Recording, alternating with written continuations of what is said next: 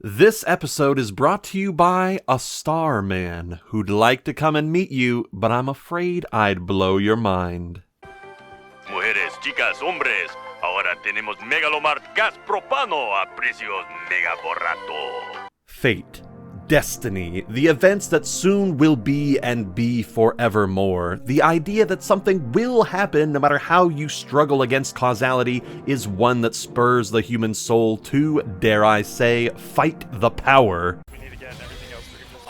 But more often than not, our reality falls short of the inspiring stories of heroes that buck fate and manage to take control of their own lives. And in the case of King of the Hill, Propane Boom was their inevitability. Ever since the pilot episode, the threat of the Megalomart and the apathy of Buckley had been looming in the background. It was there during the tornado event. It was there in the battle against Kane Skredeberg. It was there when Eustace took that son of his to seek medical attention, and now it has come home in a very personal way. And now Megalomart has propane and propane accessories at megalo prices, and it feels so good. That's right, the Megalomart has thrown its hat into the propane game. And it isn't doing so maliciously or to specifically target Strickland Propane, it is simply presenting yet another product that the people, the customers, want to buy.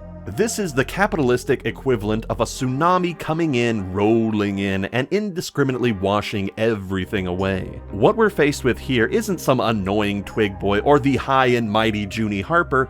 This is the realization that there is something out there that has evolved to be bigger and more successful than yourself. This is the horror of realizing that your preferred way of life has come to an unceremonious but definitive end. This is doom, and it has come for you, Hank. Propane at Megalomart? Bobby, leave the room. Then something just snapped. Something inside of me. I didn't care anymore. Of course, for all my big scary talk and the unrelenting sense of finality that smothers this episode like it's the fog from frickin' Silent Hill, looking at this episode from where we are now in 2024, it does feel a little quaint. It's like, aw, look at them. They think their version of Walmart is so big and awful and scary. That's so cute. Because guess what? Now Amazon is the big dog in town, and the store just isn't this huge, expansive location that seems to have everything that you go to. No, the store is in your pocket. It is wherever a Wi-Fi signal is. We are past the need for a physical location to go to. The store is everywhere. The store is you. You can drain your bank account while dying of dysentery on the toilet, and the products will arrive at your doorstep before your corpse even begins to stink. So yeah, this whole thing is kind of like hearing someone in the 2010s really start to worry about the upcoming, bird flu's on the way. It's like, buddy, you don't even know how good you have it right now. Holy shit. Still though, even though we have the whole Amazon factor bouncing around in the back of our heads like it's an unsecured package in a soon-to-be-terminated employee's delivery truck, this episode does remain a fascinating look at how big businesses can so drastically affect our characters and send them into new, weird, and scary situations. Dad? What about this big box of tissues? Is it from Megalomart? No, but it was touching something, that is. Throw it out. And of course, there's also an important flip side to this coin, because while the small town fear and love of Megalomart is one thing, the other big factor is generational apathy, indifference, and incompetence that is represented by Buckley. Hey, they didn't want me making keys anymore. I don't know whether to laugh or vomit.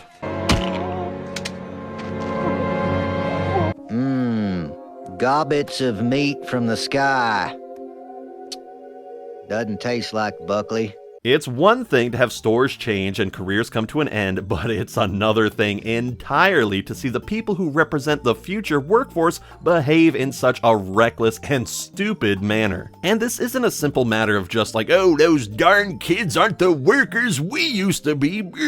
This is a situation where the people who have long-term experience and are competent professionals in their own right are now playing second fiddle to those who have logged in a bunch of time working for the company, and those are the people who get promoted and put into positions of power regardless of whether they have any actual skills. Sir, there's no yelling in the propane department. Some of these gases are extremely Volubilis. And if you'll allow me a moment to draw upon the very underrated western, The Ballad of Buster Scruggs, there's a cover of Bob Nolan's Cool Water that I think is relevant to our discussion. I brought up this song because I feel that the lyrics express the landscape of pain that Buckley's idiocy causes competent folks like Hank. Here we go. All day I face the barren wastes without the taste of water, cool water. Old Dan and I, with throats burned dry and souls that cry for water, cool, clean water. But there is no water in this dead desert we call the Megalomart, only burning sand and hazy mirages of other human beings that very soon will themselves be reduced to ashes. There is no relief to the pain, only a dull dragging sensation caused by the inherently selfish and eternally self-serving Buckley, who has consistently been shown not to give a fuck about anyone other than himself. In fact, when Luann tells him that she can't afford the tuition for her beauty school, he makes this point. How much was it again? $300. All I have is $400, and that's going towards my new trampoline. I mean, the trampoline I have now is good, but, you know. Now, am I saying that Buckley should have gone running to his girlfriend to help her out of her financial pickle? Well, that's a matter of personal opinion. $300 is about how much Bill spent on Leanne's shopping sprees, and we all saw how that went. However, that was definitely Bill living beyond his means, whereas Buckley has a bunch of disposable income and even got promoted to this really cushy manager position. So while no, he doesn't have to help her, Luann is definitely the kind of person who would either pay him back or, more likely, take that as a meaningful sign of their connection and would likely strengthen their relationship. Personally, if I were in Buckley's red vest, I would have instantly helped her out. Her circumstances just check all of my boxes. I mean, come on, the money is for her education, it's income that's not critical to my survival, and if I were Buckley, I would take this time to realize that Luann is somebody who's really important in my life, and you know what? I gotta help her out. Now, some meanies out there would mischaracterize this as being a simp, but I always think of simp behavior as something that's being done for the sake of someone that you aren't in a relationship with, just someone who you want attention from, so you give them a bunch of free stuff in a desperate attempt for them to please notice me, that kind of thing. Which is very different than supporting someone that you're already partners with, that you're actually in a relationship with, and they actually care about you. Come on. You know, at some point, as a society, we're gonna have to have a conversation about how quote-unquote simp behavior is really being used to discourage husbands and boyfriends from showing love to their partners. It's actually created this really toxic situation where you can like them, but not too much, cause if you do, then I'm sorry, but you're a little teeny tiny pathetic simp. It's gotta be a really terrible burden for some men. I mean, they can't show affection for other guys, cause then they're gay. They can't show affection towards their girlfriends or wives, cause then they're simps. That only leaves lawnmowers and feet as objects, and I do mean objects of affection. I shower you with coconut cream pies. But there I go, problem-solving characters' actions again, which is something I try really hard not to do in these reviews. Because if the Buckley problem were solved, then Luann wouldn't be pushed into getting a job to pay her tuition. And what job exactly does she decide to study for? Buckley said he'd hire me at the Megalomart. Megalomart? Why don't you just go down to hell and work for the devil? The devil, eh? Well, you know, it actually would be a fitting home for him, as the megalomaniac mart is about to become hell on Earth. But let's leave Luann to study for her tests for now, as we do have to bear witness to how Strickland Propane has decided to deal with this crisis. Well, there's no way we can compete with their prices. But Debbie and I stayed late last night, and after that, we came up with a plan. Now take note of this because it's really important. Let's notice how, much like how the Megalomart and Buckley were intrinsically linked, we are starting to see a connection form between Strickland Propane and this Debbie character. She was first seen in Junkie Business and is showing up again here, this time with an apparent intimate connection with Mr. Strickland. So I don't know if this was an intentional choice or just a big coincidence, but I find it immensely satisfying that, just as one set of links, the whole Buckley and Megalomart thing are coming to their climax, the show is already starting to sow the seeds of yet another crazy storyline. So let's hold on to this idea. Let's grab a hold of Debbie, because Debbie is here. She's becoming a familiar face around Strickland, which allows her to start worming her way into our subconscious awareness of the show's cast. And what exactly was the big plan that Debbie and Buck came up with on their passionate night of planning? We're gonna beat Megalomart by giving the customer what they can't, the personal touch.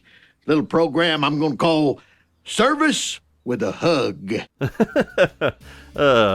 You're serious? Look, I'm not saying it's an inherently bad idea to suddenly shove your way into the personal space of Texans, but personally, I'd rather take my chances twerking on a cactus first. And to Hank's immense credit, he proves that he is a braver man than I as he approaches this dude who looks remarkably like a young Johnny Hardwick and gives him the big ol' Hank Hill special. Hi, welcome to Strickland Propane. Service with a hug. Ugh. Unfortunately, being embraced by those propane-scented mitts doesn't impress Johnny Guitar, and he demonstrates what the customers really care about. For pennies more, you get the same propane and Strickland service. Well, how many pennies? Several hundred. I hugged you. Let it go, Hank. Jeez, it was a one-time thing with a guy in the office. It didn't mean anything. And speaking of meaningless, Hank makes one final pitch to Mr. Strickland, presenting us with a celebrity that, back in the day when I first saw this episode, I thought the show had just made up. I've done some research on this Zamfir fella, and I found out he's sold more albums worldwide than the Beatles. His music's better, too. Now, Hank's claim about Mr. Zamfir's sales may have been true at the time of this episode, but a casual Googling on my end reveals that the Beatles have sold over 183 million records in the US alone, while our pan flute god has sold a measly, a simplistic, baby level of 120 million albums. Boo! But hey, you know what? Just to be fair to our friend Zamfir here, 120 million sales is still more than the Rolling Stones, U2, Phil Collins, Frank Sinatra, Metallica, Aerosmith, the Red Hot Chili Peppers, Fleetwood Mac, Linkin Park, Pink, Guns N' Roses, the Backstreet Boys, Eric Clapton, Prince, Kenny Rogers, David Bowie, Cher, the Beach Boys, Shakira, Johnny Cash, Justin Timberlake, Nirvana, Tupac Shakur, Green Day, Kiss, Bob Marley, ABBA, and our old pal Tom Petty.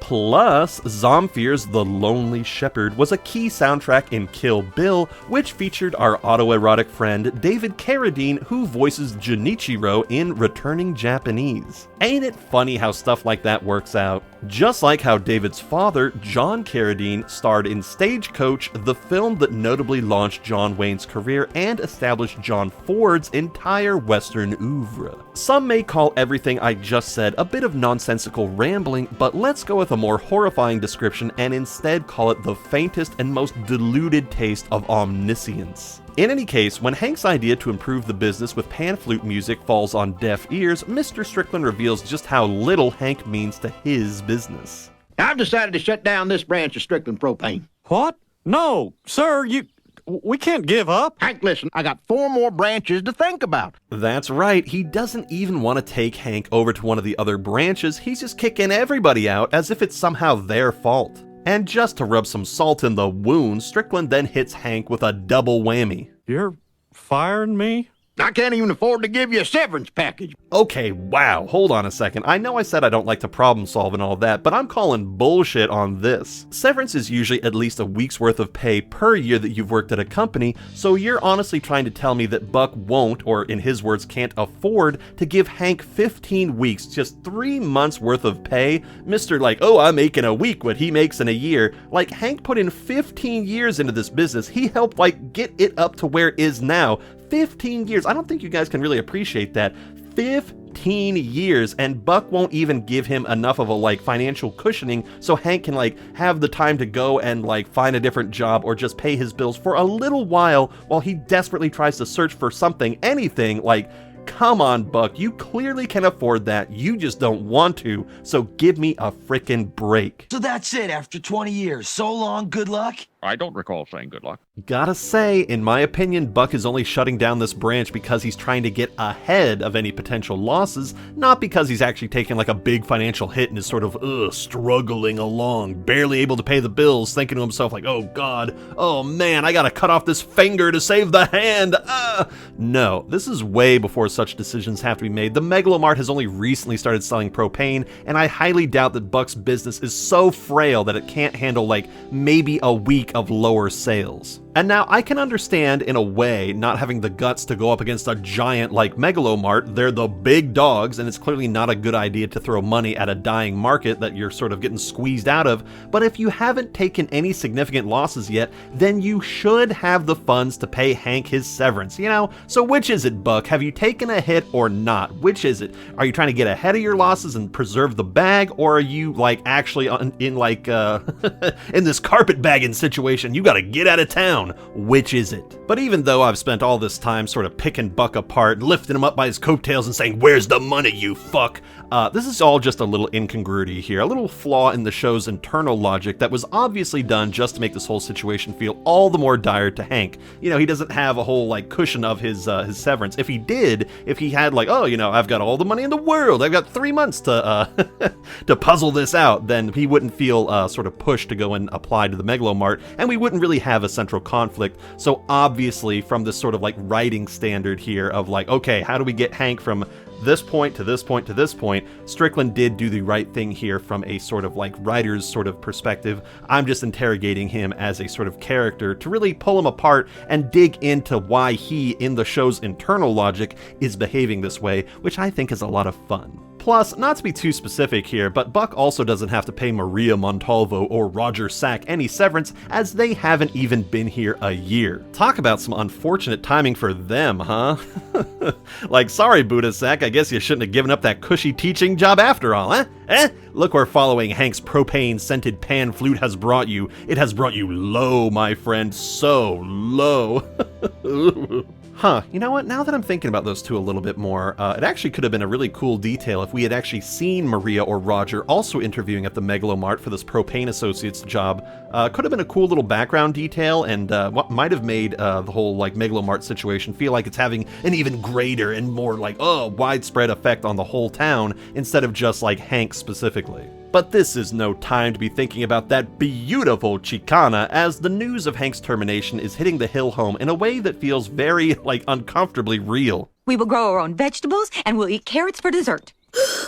I thought you said we were gonna be okay. It is so fascinating to see how each member of the Hill House is reacting to the sudden shift in their fortunes. Bobby immediately falls into the all-consuming panic that children who go through times of extreme uncertainty experience. At the same time, Peggy does her best to step up and make sure they don't lose the house, which, to her immense credit, she is already on top of. There is no chance in hell we are going to lose this house, because I have spent a lot of time thinking and preparing us for this exact moment. You what? Speaking as someone who once lived through a terribly painful foreclosure procedure, I have the utmost respect for Peggy and her ability to plan ahead and keep them in their house. That factor alone makes her one hell of a keeper. You got yourself a good man there, Hank.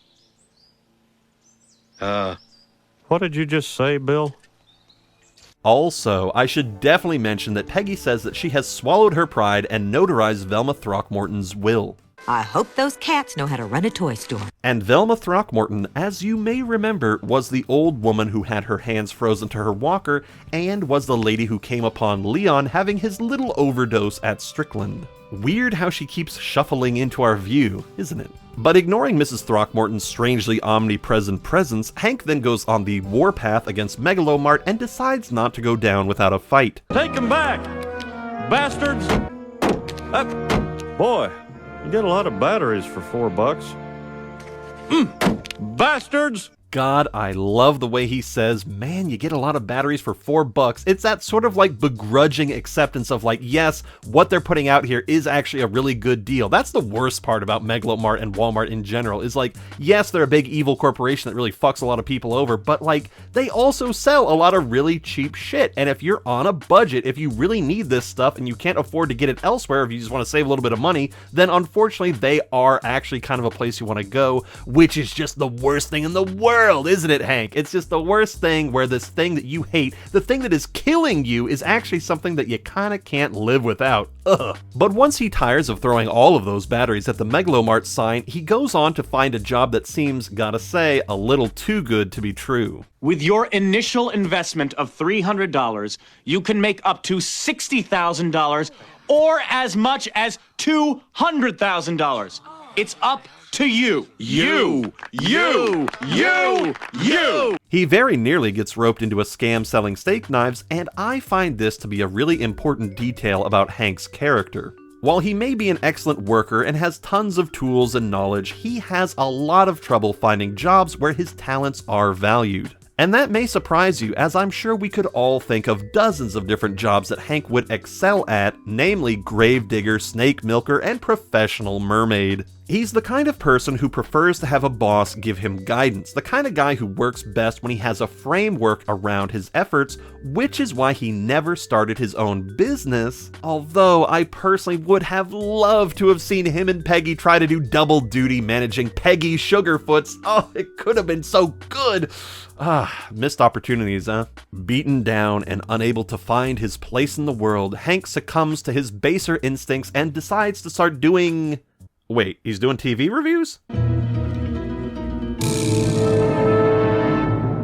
How could such a good cop become such a bad priest? Oh, that motherfucker's trying to take my job! But before I have to start pulling out my kneecap busters, Peggy comes in and gives Hank a much-needed kick in his bony butt.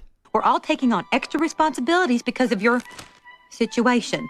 I'm trying, Peggy. Don't be a try-baby, Hank. Be a do-baby. Look, yes, admittedly, she's being a little tough on him here, but that smile and kiss at the end there? Tell me that isn't true love right there. It's the little touches like that that go so far in a relationship. And you know, Hank hasn't exactly been a paragon of calmness either, as the pressure of losing his job and the frustration of witnessing Luann try to fumble her way through the basics of propane have been driving him to the brink of madness. We can't eat propane, so...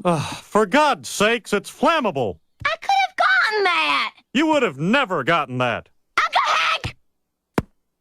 Oh, and side note here, but this episode really goes to show how much of a nothing of a character that MF Thatherton really is. He isn't even brought up as like an emergency work option for Hank, like, maybe you could go and work for Thatherton, which would suck, but hey, at least it's a paycheck. Or like, they don't even mention how Thatherton is also probably getting screwed over by the Megalomart now selling propane, like, at least we're going through tough times, but that Thatherton is definitely getting it too, haha! The man isn't even mentioned in passing. I mean, my god, he doesn't even get a throwaway line or anything, which just...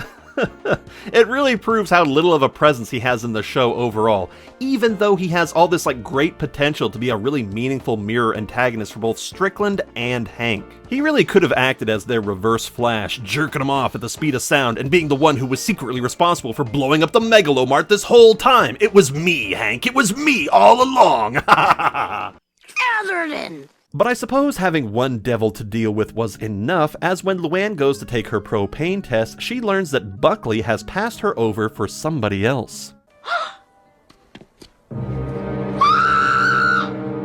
Yes, sir, the situation at home has become so dire, so untenable, that Hank has swallowed his pride and done the only thing he could do to keep his family afloat. And do I condemn him for this? Not at all. If anything, I am really impressed that he was able to put aside his intense dislike for Megalomart, as we have seen before just how tough it is to break Hank's will. Get in the car right now before the whole town sees you. No!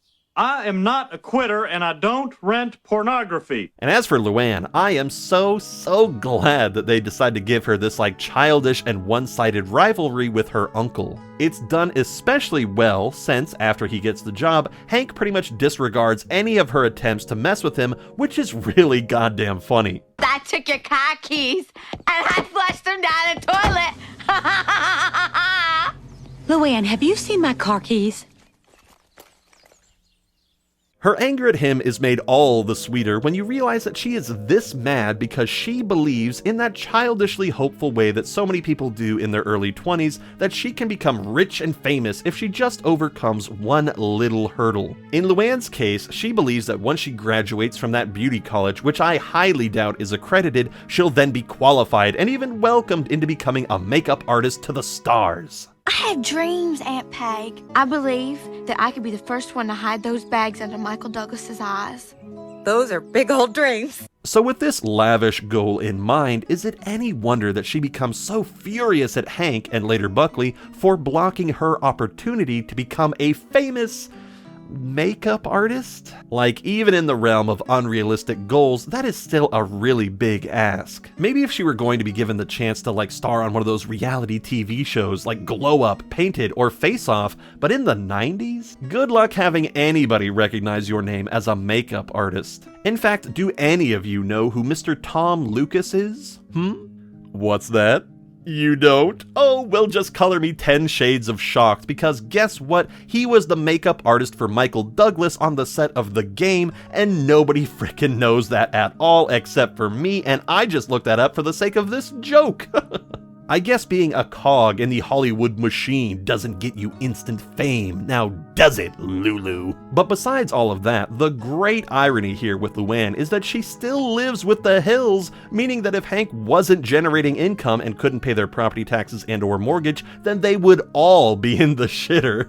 Which is the factor that makes Hank's suffering at the Megalomart all the more relatable and poignant. Because as frugal as the Hills are, and despite the small emergency fund that Peg has managed to save up, they are still very much a family that essentially just lives from paycheck to paycheck. So if Hank is going to hold on to what's dear to him and keep his family off the street, he now has to endure rude customers, bosses that wouldn't know a spatula from a spittoon, and these drama-hungry ghouls. Can you find out if Ron likes Stephanie? Denise, shut up! But at least Hank isn't alone, as he realizes that he's sharing his torment with a few other poor, unfortunate souls, namely Jim Cummings and our old friend Layaway Ray. Now I'm just working here in the automotive department helping feed the beast that killed me. There I was, bare-ass naked, sitting in a box of night crawlers. Felt kind of funny, but it kept them alive through the night. By the way, I'm sure this is just a case of the show reusing character models, but doesn't Layaway Ray look like he could be related to Earl of Earl's Guitars? Also, wait a second. Oh, geez, there. Could my voice get any higher? Whoa. Layaway Ray, what are you doing here? I thought you went to prison for a certain insurance scam.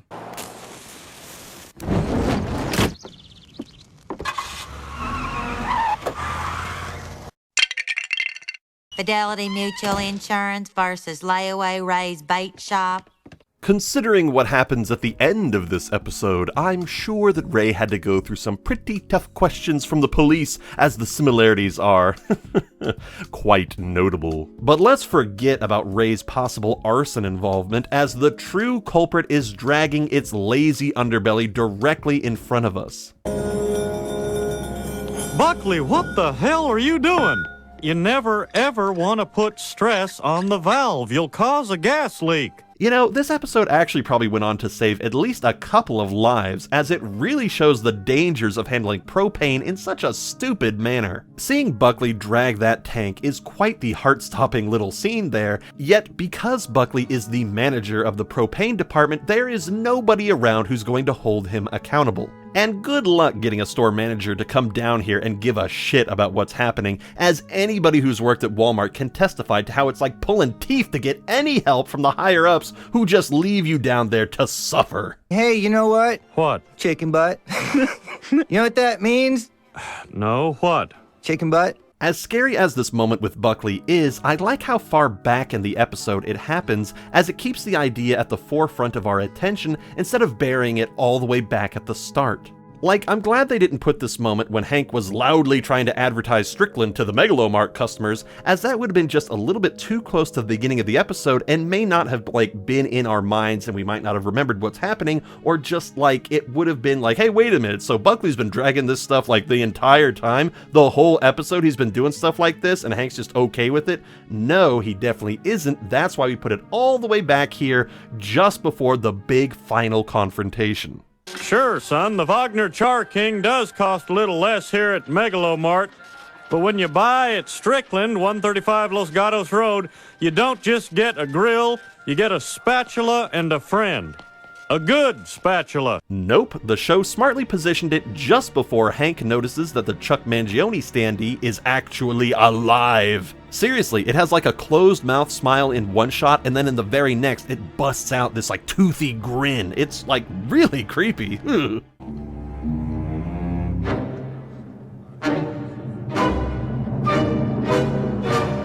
Realizing that this place has some dark magic bullshit going on, Hank decides to stage an exorcism at the upcoming Chuck Mangione concert. Kazoos.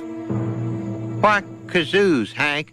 Because they're portable, they're annoying, and Megalomart has them for $3 a case. It is strangely poetic that these would-be Boston Queer Nation partiers would use cheaply produced annoyances to disrupt the concert, a very clever sort of, using the tools your enemy is selling against them kind of deal. I like it. And getting a little bit more to the point here, this whole thing is quite interesting because while Hank is normally someone who goes through, the proper channels to vent his grievances with the world, he has been known to get quite scrappy when his back is to the wall. And honestly, I'm really glad that we're able to see a little bit more of his rebellious and disruptive side. It goes to show that he's got a lot more going on with him than just being like a one-dimensional know-it-all who can do no wrong. Considering how much crap Hank's been put through in this episode, his tempered protest has just the right amount of spite to it, but is still held within a shell of general toothlessness that makes this thing feel like, like something bad might happen, but we know in our hearts that nothing truly awful is going to happen. Or is it? They say America loves Megalomart, and if we don't speak up, everyone will think it's true. We've got to put an end to the silence while the whole world is watching. And when the day of the concert finally arrives, we see that Peggy Hill is perhaps a little bit more world-wise than we may have been willing to give her credit for. I saw your bag of kazoos, and I put 2 and 2 together. After 15 years of teaching, I know a mutiny when I see one. Don't try to stop me, Peggy. And speaking as a former sub myself, you do kind of get this sense of like, there's like electricity in the air when someone's plotting something against you, which is a really frightening thing to feel in American schools, And much like the traumatized teachers who have to wonder if that kid who uses Andrew Tate quotes is about to yank out a heater or is just reaching for a journal containing a list of the boyfriend-free girls at the school, Peggy gives her hubby a few tips for performing the ritual. Remember, honey, to hum, not blow. If you blow, it tears the wax paper. I'll tell him. At the same time, Hank is getting his adult contemporary killer, and Mr. Mangione is donning his pork pie hat. Luann is attempting to tell Buckley that it is all over, which is news that the boy seems to be taking with a surprisingly aloof attitude. I'm breaking up with you. Do you know why? Chicken thigh? Don't make this harder than it already is. Freeze. This right here is where it all goes wrong. The feeling of doom we've been experiencing hasn't been coming from the interruption of the concert, as the feeling persists even after the kazoos begin to blow and the petulant sign comes down.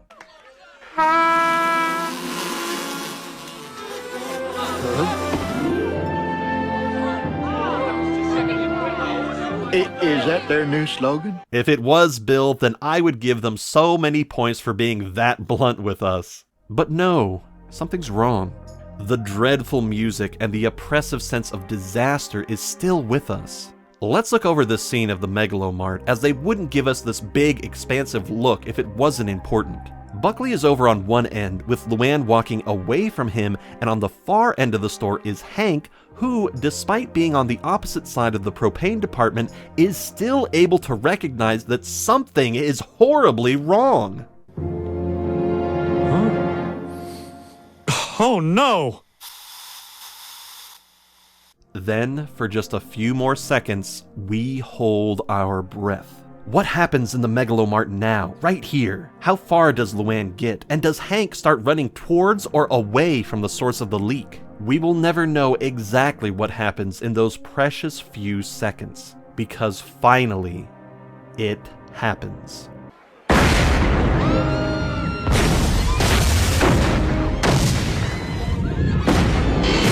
Look at that, you can see the roof blow off in waves as the different propane tanks inside go off like concussive explosives, and the big propane tower on the side of the building goes off too. Kaboom! The horrible and all-consuming might of a terrible chemical reaction has come to roost in our little hometown, and all we can do is stand in awe of its power.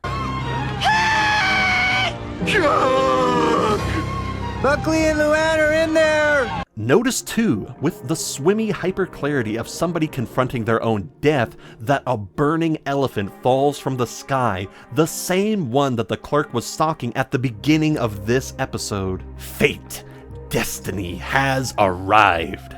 And in the end, only one voice can properly express the chaos that has been unleashed here. Come down, blown everywhere, man. I don't know, so need man run out there. I don't know if he Chuck Mangione gonna be come down here. Sir, you are going to have to speak more slowly. I cannot understand you. And this is where our second season concludes, with Boomhauer getting a spotlight moment which is both fantastically funny and dreadfully sorrowful. And as the bell tolls and the curtain falls over this scene, we are left to wonder who, if anyone, remains alive in the burning belly of the Megalomart. Dang old Megalomart had talked about them all done it boom.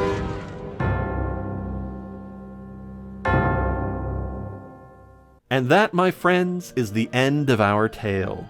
This is, by far, the most bleak and hopeless King of the Hill episode of all, because it revels in how trapped, how stuck our characters are, and how bound they have become to this all-encompassing force.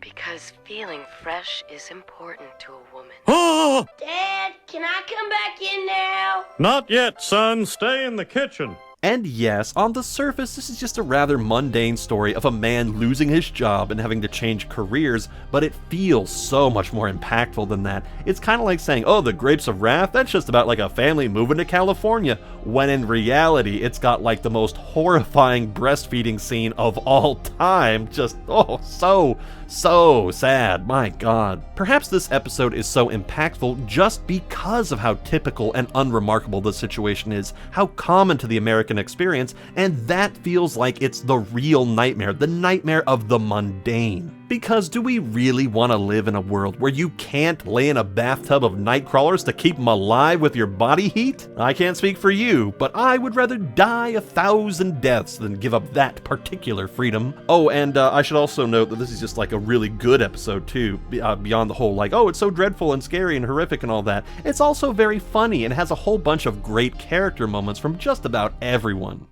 Uncle Hank? Yes? I had a lot of time to think while I was unflushing Aunt Peggy's keys. The only rat hair in our tuna is, as usual, Miss Kremser, who is always trying to earn the title of worst King of the Hill character. I haven't received your tuition check for this trimester. I mailed it. Oh, you did you? But since you did mail it, why don't we just sit here and wait until it comes?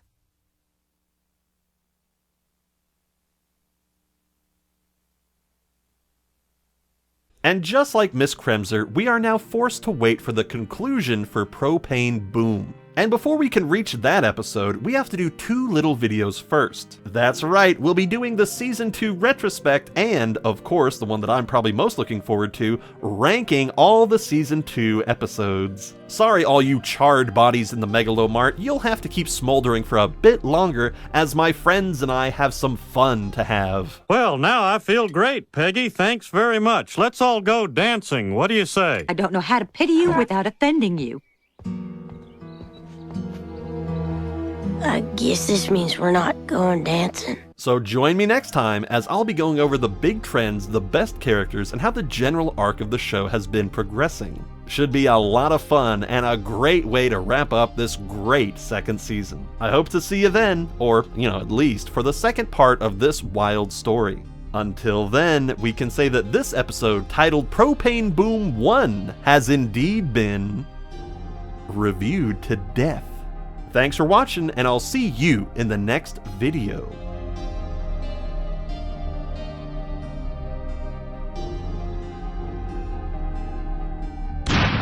The only place you can find a Main Street these days is in Disneyland. Just try to buy a gun there.